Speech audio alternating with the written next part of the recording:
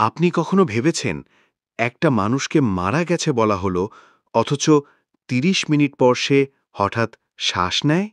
এই গল্পটা ঠিক তেমন এক মেয়ের যার মৃত্যু ঘোষণার পর ঘটে এমন এক বিস্ময়।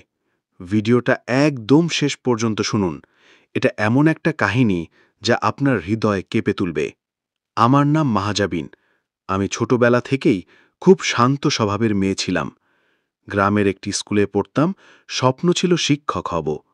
কিন্তু সেই স্বপ্নগুলো থেমে যায় এক ঝড়ের রাতে।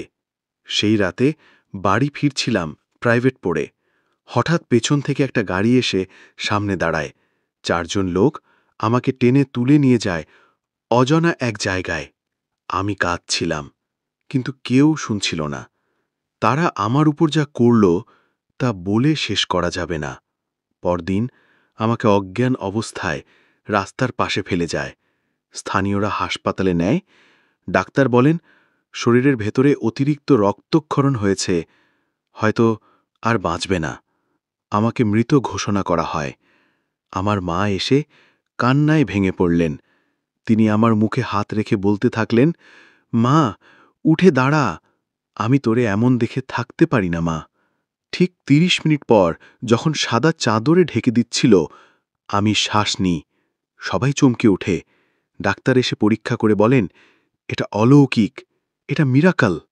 আমি ধীরে ধীরে সুস্থ হই, কিন্তু আমার ভেতরের ক্ষত কোনো দিন ঠিক হয়নি।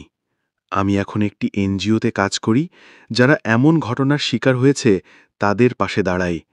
আজও যখন আয়নায় তাকাই, নিজেকে মৃত মনে হয়, কারণ যেদিন আমার ইজ্জত কেড়ে নেওয়া হয়েছিল সেদিন আমি আসলেই মরে গিয়েছিলাম।